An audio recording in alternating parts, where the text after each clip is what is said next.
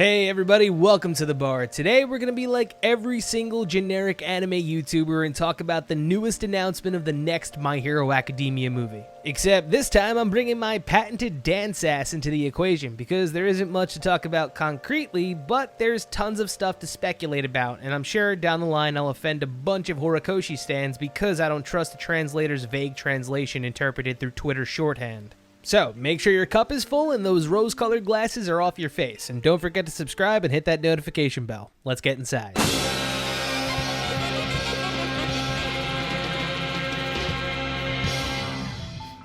Alright folks, welcome to the bar. So, first things first, deep breath, no strikes this week, so hopefully I'll be able to upload a Vigilantes review. As for today's video, I have seen the internet collectively react to this information by acting like Ned Stark talking about winter, saying, "Hurry, the anime YouTubers are coming." So, in respect of that opinion, I have no intention of rambling for 25 minutes. Short and sweet rambles today. I'm not the type of dude anyway to sugarcoat 3 tweets and an image to craft an entire narrative. But those that haven't seen the news because they've been living under a rock, a new My Hero Academia movie has officially been announced. Yes, the 3rd movie. No, I have no idea if this was the new announcement for their animation department. I'm still holding out that, the slated production is going to be Vigilantes. But if I had to guess as to when this movie was going to take place, I would say in between season 4 and 5. Unless this doesn't come out for a while because of, COVID, then I could see it acting as a bridge story in between 5 and 6. But as for the current movie, the 3rd movie, the only promotional material that's been mentioned in question is the 3 tweets across various accounts that spell out he will meet the Three Musketeers. And oh boy, this is where this video is going to take a little bit of a turn because it kind of grinds my gears that it's been openly acknowledged and harped onto me specifically that Horikoshi explicitly did not take the phrase all for one and one for all from Alexander Dumas' The Three Musketeers. And look, if that's the case and we're walking back what Horikoshi once said, I'm feeling like this might be the decision of somebody over at Warner Media. The reason why I'm saying Warner Media is because Warner Media owns the intellectual property of My Hero Academia right now, which is actually a smaller subsidy of AT&T.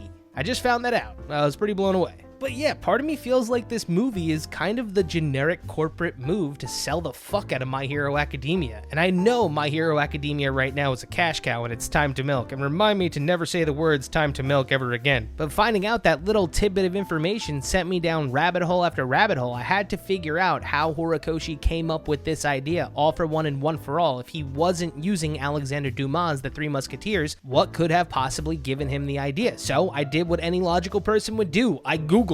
And in my various searches, I found out that all for one and one for all is pretty much a term that's been translated and used all over the world. It is everywhere. It's the unofficial motto of the Swiss. It's a phrase used by Shakespeare and, most recently, by Alexander Dumas in fucking 1844. And before I even continue down this rabbit hole, you guys know I am a staunch supporter of Horikoshi, and I believe amongst, mangakas, his literary prowess exceeds others greatly compared to Kishimoto and Araki. Those dudes forget everything, and if you're Kishimoto, you just take back shit. This guy actually has his shit together. And I understand the guy hasn't strictly read The Three Musketeers in high school. I opted to read the Spark Notes too. And as for that damning quote that Horikoshi supposedly said he took no influence from The Three Musketeers, it's a tweet in 2018 in which the official translator of My Hero Academia, Caleb Cook, quotes Horikoshi saying, "All for one and one for all were not inspired by The Three Musketeers catchphrase." Parentheses, panel question. That's one sentence, and once again, you can interpret that any way that you want because it's a translation.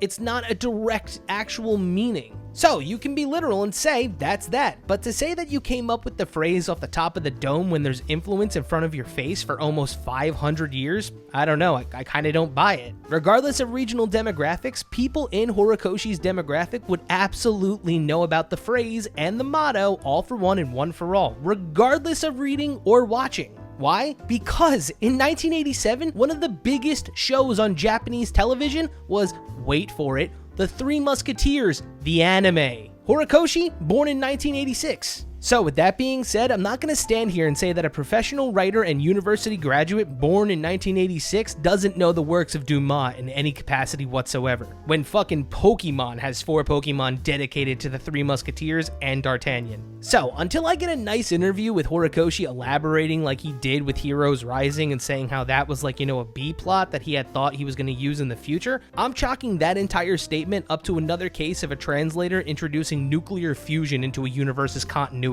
And what I'm choosing to interpret his words as is when he says he isn't influenced by the works themselves or by the phrase itself. He could have just heard the phrase and liked it. His entire life, that phrase could have stuck with him, not knowing or caring where it was from. Because all for one and one for all is just a phrase that means support everyone and everyone will support you. So it doesn't have to be about the Three Musketeers. It could be Horikoshi's high school motto for all we know. I just think that now the suits have gotten involved and they're like, oh, 2 main guys are all for one and one for all. Why aren't we making a movie like the Three Musketeers? It's an IP that's done well in the past, and with Demon Slayer, we're rich as fuck. But that's my 2 cents about that. I know I pretty much spent the majority of this video talking about that, but as for what I think the movie will be about with the 3 tweets in the image, if I had to guess, it's probably an internship style movie where a made-for-movie character from a different country, maybe France, meets our boyos, or maybe everyone gets their dream of seeing the heroes cross continents. I mean, when you look at the uniforms Deku and company are wearing, it looks like there's a symbol that says WHA emblazoned on their shoulders. So whether or not this picture is just acting as promotional art, or they could be teasing the fact that some kids at UA are going to be serving during an international incident, it begs to bring up the question how they're going to justify bringing in 16-year-olds to join the World Hero Association. But I assume that if the movie is just going to circle around these 3 characters, they were chosen because they've been excelling far beyond what's been expected of them.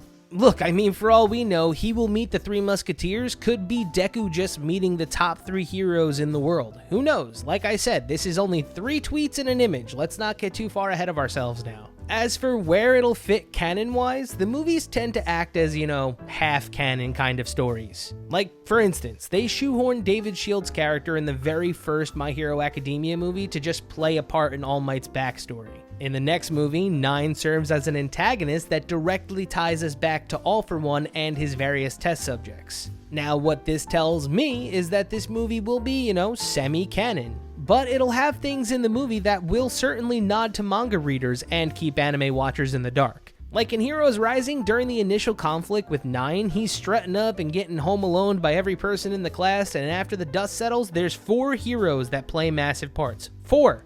Deku, Bakugo, Ochako, and Sero.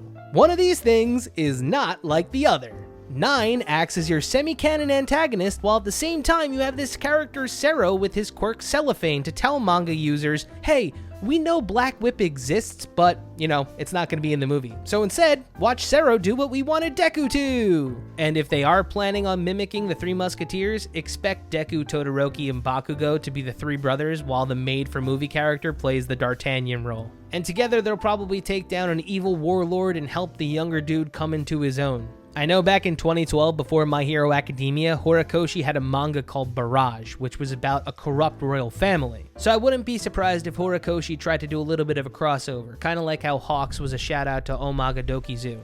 Other than that, if you have any theories as to what you think the 3rd movie of My Hero Academia is going to be about, be sure to leave it in the comments down below. And if you enjoyed this video, be sure to throw up a like. And if you want more delicious Dan goodness, head on over to twitch.tv/Dan_exclaims. The link's in the description down below. I got myself a PlayStation 5 and there's plenty more Cuphead to play. Cheers.